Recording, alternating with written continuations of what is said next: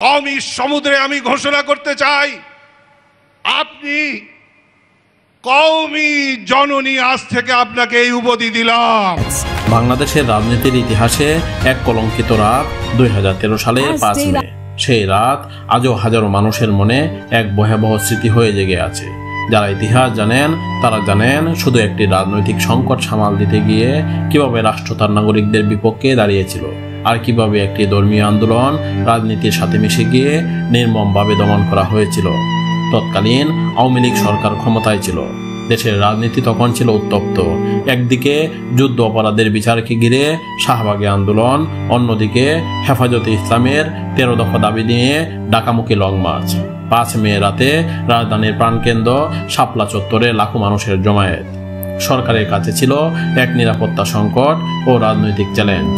তবে সেই সংকট মোকাবেলার পথ যে এতটা নিষ্ঠুর হতে পারে তা অনেকেই ভাবতেই পারেননি। গভীর রাতে রাষ্ট্রীয় বাহিনীর নেতৃত্বে অভিযান চলে। কে কিভাবে মারা গেল, কতজন নিহত হলো তার সুনির্দিষ্ট হিসাব আজও নেই। সরকারের পক্ষ থেকে মৃতের সংখ্যা নিয়ে নীরবতা, আর হেফাজতের পক্ষ থেকেও কোনো দায়বদ্ধতা দেখা যায়নি। পরদিন দিগন্ত টেলিভিশন সহ কয়েকটি গণমাধ্যম বন্ধ করে দেওয়া হয়, কারণ তারা সরাসরি সম্প্রচার করেছিল ঘটনাবলী। মূলধারার গণমাধ্যমগুলোকেও তখন অনেকটাই নিয়ন্ত্রণের আওতায় আনা হয়। হত্যার অভিযোগে যখন সরকারের বিরুদ্ধে আঙ্গুল ওঠে, তখন হেফাজতের অবস্থান ছিল বিস্ময়করভাবে নরম। নিহতদের পরিবারগুলোর পাশে না দাঁড়িয়ে বরং কয়েক বছরের মধ্যেই হেফাজতের একাংশ সরকার ঘনিষ্ঠ হয়ে ওঠে।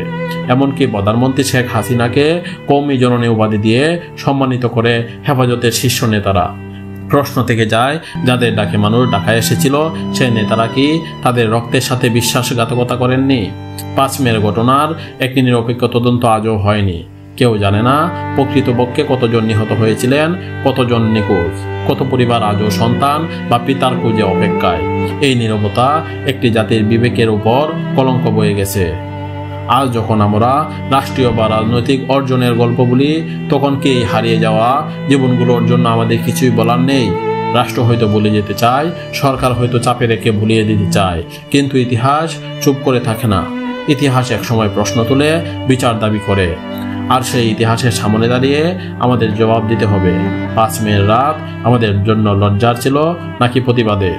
সুপ্রিয় দর্শক, নতুন বাংলাদেশের সঙ্গে থাকার জন্য অসংখ্য ধন্যবাদ।